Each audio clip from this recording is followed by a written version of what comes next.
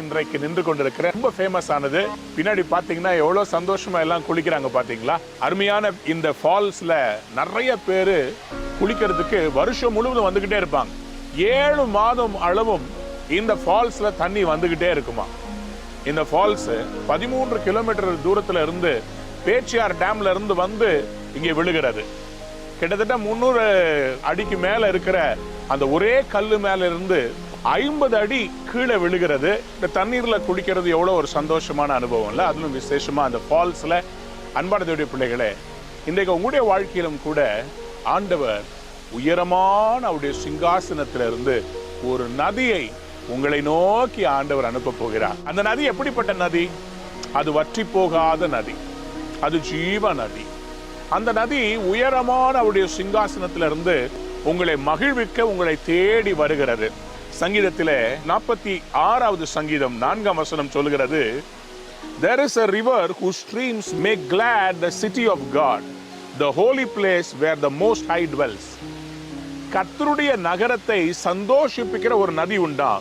ஆண்டவராகிய கர்த்தர் வீற்றிருக்கிற நகரமாம் எருசலேமை சந்தோஷிப்பிக்கிற ஒரு நதி உண்டு. அந்த நதி கடவுளிடத்திலிருந்து வருகிறதாம். அன்பானவர்களே, இன்றைக்கு உங்களுக்கும் உங்க வாழ்க்கையில நீங்க கஷ்டத்துல இருக்கிறீங்களா, கடன்ல இருக்கிறீங்களா, வியாதியில இருக்கிறீங்களா?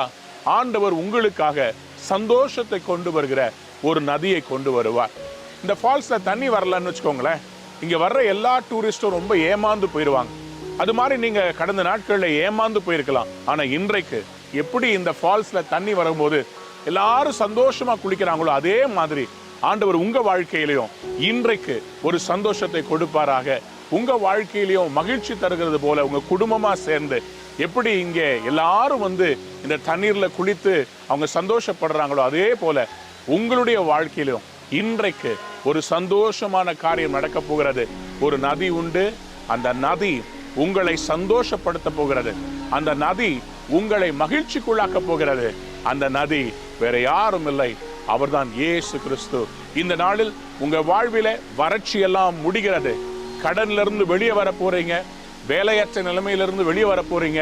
ஒரு நதி வருகிறது. அந்த நதி வந்தாலே இதனுடைய 2 பக்கத்திலையும் பாத்தீங்கன்னா பயங்கர செழிப்பு. உங்க வாழ்க்கையிலையும் ஒரு பெரிய செழிப்பு வருகிறது. இது போல கர்த்தருடைய நதி, ஜீவ நதி உங்க வாழ்க்கையில வரப்போகிறது. உங்களுக்கு செழிப்பு வரப்போகிறது. God bless you. Have a wonderful day.